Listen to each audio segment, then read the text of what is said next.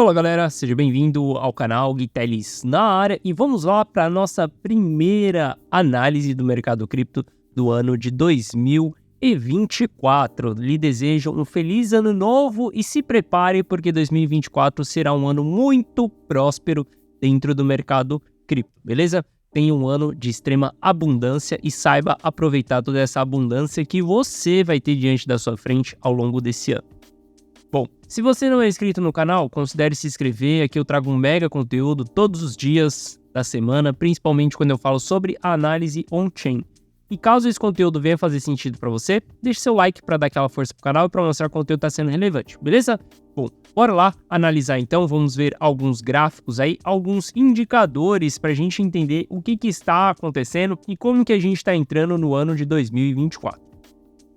Primeiro ponto, quando a gente começa a analisar ali dados on-chain do Bitcoin, a gente começa a ver que o número de novos endereços abertos dentro da rede do Bitcoin, ela vem aumentando, tá? E vem aumentando com uma real consistência, tá? Quando a gente olha ali, desde o momento que a FTX quebrou, a gente começou a ter um aumento gradativo de novos endereços diários sendo criados dentro da rede do Bitcoin.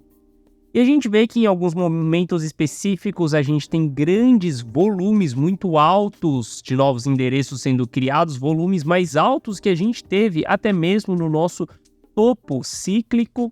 E isso daqui é muito bom, porque todo ativo ele sempre vai andar em relação à oferta e à demanda.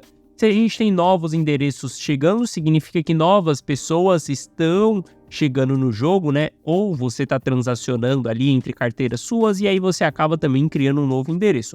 Mas isso quer dizer que a gente tem uma demanda maior pelo ativo. Quando a gente olha para o número de transações também, olha só como que o número de transações aumentou muito, mas muito forte mesmo, e a gente também tem uma consistência muito forte aí. Obviamente que essas transações elas são ligeiramente influenciadas pelos ordinals, tá? Então a gente tem a rede do Bitcoin se propondo a fazer algumas coisas além do que somente essa transação da moeda BTC, beleza? E quando a gente junta isso daí com o balanço das corretoras, cara, a gente entra mais uma vez em um cenário onde estamos tendo saídas de Bitcoins de dentro das corretoras. Mais saídas do que entradas. As maiores saídas que nós tivemos foi ali quando formamos o nosso fundo, né, o movimento de capitulação dentro do mercado, e nesse momento a gente começa a ter saídas não tão relevantes como foi na capitulação, mas mesmo assim a gente começa a ter saída. Olha que louco, a gente está vendo uma clara matemática ao nosso favor em termos de oferta e de demanda. Se a gente tem mais utilização da rede, se a gente tem mais pessoas chegando, novos endereços chegando e menos ativo dentro das corretoras, isso significa que a gente tem uma matemática para o preço do ativo continuar subindo, oferta e demanda. Se a gente tem uma demanda maior e uma diminuição na oferta, cara, a gente tem tudo para o preço do ativo continuar subindo, tá? E lembre-se que quando a gente tiver aprovações de ETF, quando os big players entrarem, quando a BlackRock conseguir fornecer para os seus clientes ETF de Bitcoin, quando a Fidelity conseguir fornecer para os seus clientes ETF de Bitcoins, a gente vai ter uma demanda muito maior ainda desse ativo. E a gente já entra no ano aí com a mínima que a gente tem de Bitcoins dentro das corretoras. Olha só, se a gente comparar o saldo que nós temos hoje dentro das corretoras, a gente está falando que tem 2.331.000 Bitcoins dentro das corretoras. Isso daqui é o mesmo que nós tínhamos lá para abril de 2018, tá? Veja que desde quando a gente teve o Corona Crash ali, muitas pessoas começaram a entender que Bitcoin poderia ser um hedge contra a inflação. Não sei quando você entrou dentro do mercado cripto, mas em 2020, a grande narrativa que a gente tinha dentro do mercado cripto era que o Bitcoin era um hedge contra a inflação. Nesse momento, alguns big players começaram a entrar no jogo, a gente viu o GBTC sendo criado, foi o período também que a gente viu a Tesla entrando dentro do mercado cripto. Isso tudo, MicroStrategy também estava entrando dentro do mercado cripto, isso tudo porque esses players começaram a enxergar que Bitcoin é um ativo que poderia ser um hedge contra a inflação. E, obviamente, big players dessa maneira não vão deixar seus ativos custodiados dentro das corretoras. Por isso que a gente vê uma saída de bitcoins ali desde o crash de 2020. E a gente entra aí no ano de 2024 com a mínima histórica. A gente tem a menor quantidade de bitcoins histórica desde abril de 2018 ali, mas a gente tem a menor quantidade de bitcoins disponível dentro das corretoras. Olha só como que a gente diminuiu quando a gente teve o crash da FTX. A gente saiu de 2.687 e foi parar em 2.370. A gente está falando de 300 mil bitcoins foram tirados de dentro das corretoras. Mais uma vez, mais demanda do ativo, menos oferta circulante, a gente tem uma matemática perfeita para o preço continuar subindo. Bom, falando um pouco dessa região que nós estamos aqui, a gente está tendo altos volumes de transações aí nos 41 mil dólares, tá? Todas essas barras grandes que a gente deixa para trás, elas se tornam suporte. Olha só como que a gente deixou lá nos 16.500 uma barra extremamente grande, ou seja, 16.500 é o nosso maior suporte.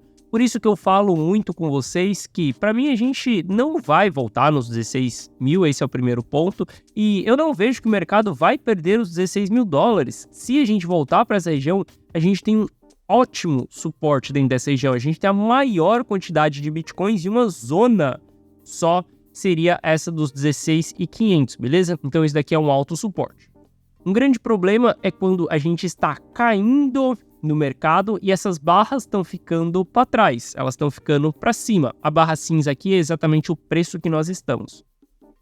Quando a gente deixa essas barras para cima, né, para o lado direito do gráfico e essa barra cinza ela está para o lado esquerdo, isso significa que na retomada a gente vai ter altas resistências para poder voltar.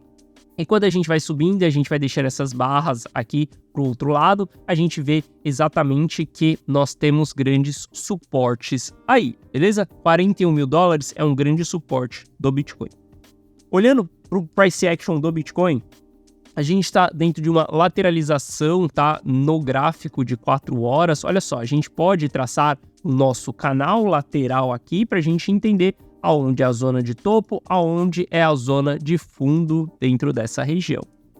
A gente também vai ter uma linha de tendência de alta, aqui também a gente pode estar formando um triângulo ascendente, tá? Esse triângulo ascendente, ele teria a maior probabilidade de romper para cima, tá? Por que um triângulo ascendente, ele rompe para cima? Porque isso mostra que cada vez mais os vendedores estão perdendo território, porque eles estão jogando o preço cada vez mais alto. Quer dizer, na hora que eles jogam o preço para baixo, o preço não vai tão baixo quanto ele foi anteriormente. Acabei falando aqui algo que ficou confuso. Mas olha só, a primeira vez que os ursos derrubam o mercado, a gente vem na zona dos 40 mil, a segunda vez a gente vem nos 40.700, a terceira ali 41.500, depois 41.500 mais uma vez, tá? Todas essas sombras que a gente vai deixando aqui no gráfico são histórias que o mercado nos conta que tem compradores. Olha essa sombra, comprador, comprador, comprador, comprador, que nós temos compradores dentro dessas regiões. Olha esse candle aqui, ó, cara, que lindo. A gente teve 3 candles aqui com pavio, olha só, grande pavio e alto volume nos 3 candles. Isso daqui é muito bom, tá? Eu estou efetuando compras dentro do gráfico de 4 horas, tá? Comprei exatamente dentro dessa região, comprei dentro dessa região, comprei dentro dessa região aqui também. E na data de hoje também comprei um pouco mais dentro dessa região aqui também. Porque eu estou acumulando dentro de gráfico de 4 horas, não estou mais olhando para gráfico diário, estou olhando para gráfico de 4 horas. A gente pode até olhar para gráfico diário para entender o que está acontecendo aqui. O que eu enxergo é que nós estamos formando uma bandeira de alta dentro do gráfico diário e o RSI ele já chegou em uma região de suporte. Ele já chegou aqui dentro da região de 50, ou seja, a gente conseguiu resfriar o mercado, resfriar o RSI, para que a gente consiga pegar gás e dar mais uma porrada de alta, beleza? Eu vejo que a gente pode sim já começar janeiro aí buscando novos patamares acima dos 44 mil dólares. Bom, se a gente analisar ali o MVRV intradiário de 30 dias do Bitcoin, a gente também chegou em uma região de suporte. A zona neutra aqui, ela é uma região de suporte. As melhores zonas de compra dentro do MVRV intradiário as zonas históricas, né? Então, quando a gente olha aqui, essa região foi histórica. Aqui a gente compra em excelentes preços. Na região 0, ela já é um indicativo que nós não estamos comprando dentro de uma região de realização de lucro. Quando nós estamos em regiões mais altas, ali no MVRV intradiário, a gente está comprando dentro de zonas de realização de lucro. E nessas regiões, a gente tem que tomar um extremo cuidado. Porque pensa só, se as pessoas elas estão no prejuízo, elas tendem ou a dobrar suas posições ou a não fazer nada, simplesmente esperar. Porque todo mundo entra dentro do mercado de investimentos com um objetivo, o objetivo de multiplicar capital. Então quer dizer que quando essa pessoa ela está no prejuízo, ela tende a vender menos do que se ela estivesse no lucro. Quando essa pessoa ela está no lucro, ela tende a vender mais, porque afinal, ela entrou dentro do mercado para multiplicar dinheiro. Então, quando a gente entra em zonas de realização de prejuízo, são ótimas zonas para a gente comprar, porque a gente tem um baixo risco de venda. Quando a gente entra em zonas de realização de lucro, a gente tem um alto risco de venda, porque as pessoas estão com lucro e elas tendem a vender dentro dessas regiões.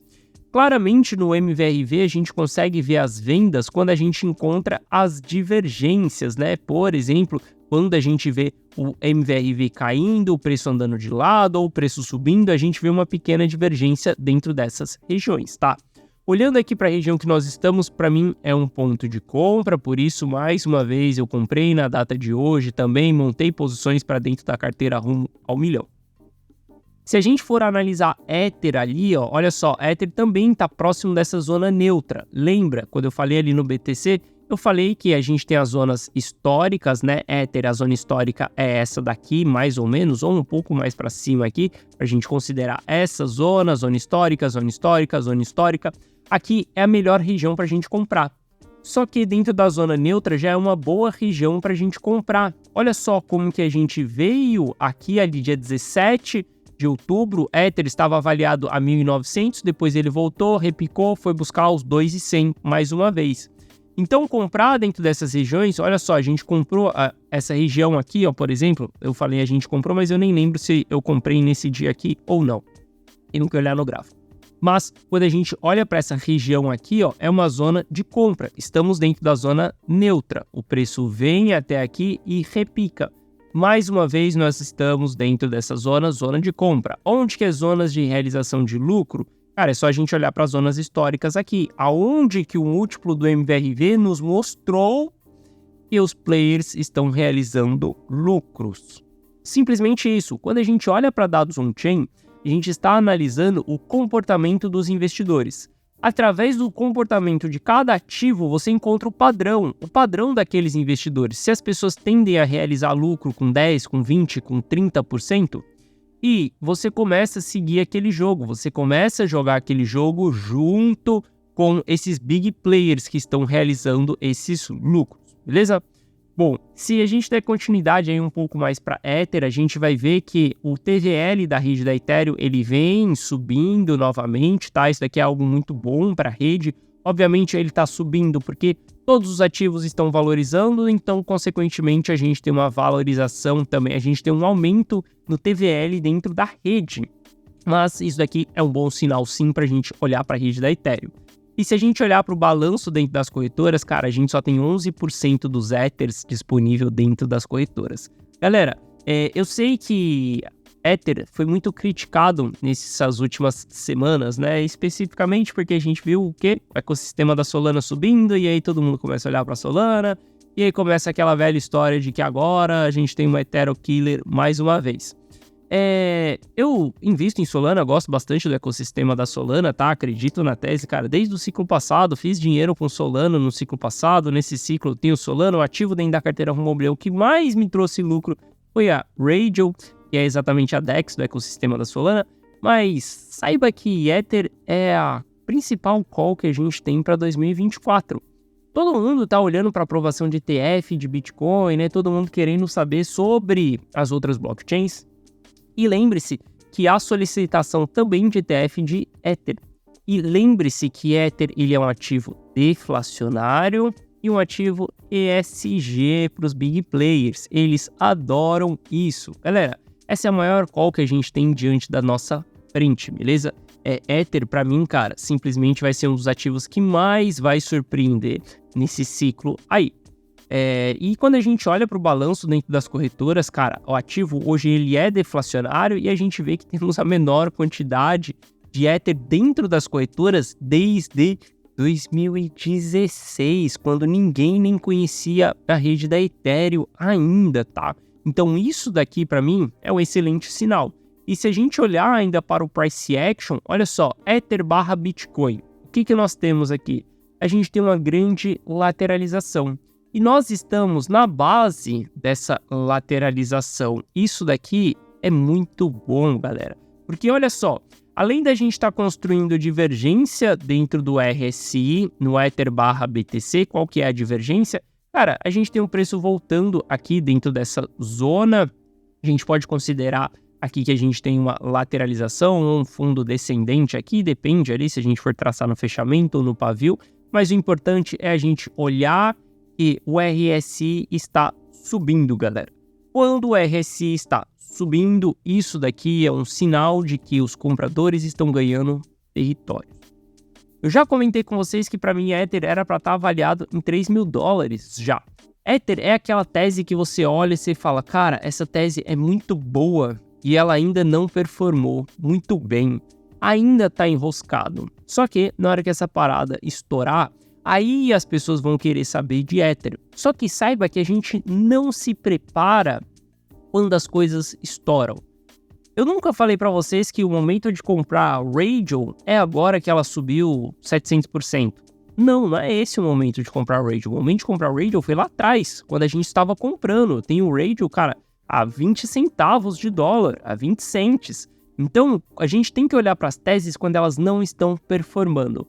Quando você tiver uma tese muito boa e você vê que aquela parada não está performando, cara, simplesmente continua acumulando aquela parada, porque na hora que aquele ativo for performar, a performance dele vai ser muito forte e vai valer a pena. A conta, ela vai fechar no final. Beleza? Então, para mim, Ether é uma das principais calls aí que a gente tem, é uma das maiores posições que eu tenho dentro das minhas carteiras, tá? Tenho Bitcoin, tenho Ethers também, mas a minha maior aposta ali, aposta no sentido de que, cara, vai dar muito bom. Obviamente, tem outros ativos, tem outras altcoins que eu também olho e falo que vai dar muito bom, mas jamais terá a quantidade de capital que eu tenho dentro de Ether.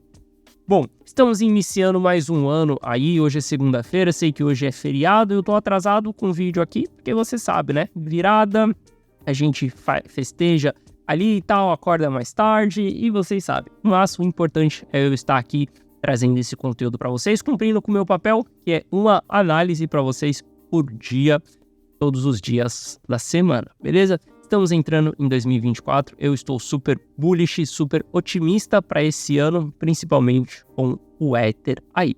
Amanhã a gente está de volta aqui no canal, analisando nossas altcoins, então se você quiser que eu analise alguma altcoin amanhã, só você deixar aqui nos comentários desse vídeo, que amanhã será um prazer analisar essa altcoin. Mais uma vez, feliz ano novo, seja bem-vindo ao novo ano, um ano de muita prosperidade, um ano de muita abundância. Saiba aproveitar toda essa abundância que está diante da sua frente, beleza? Forte abraço, tamo junto e valeu!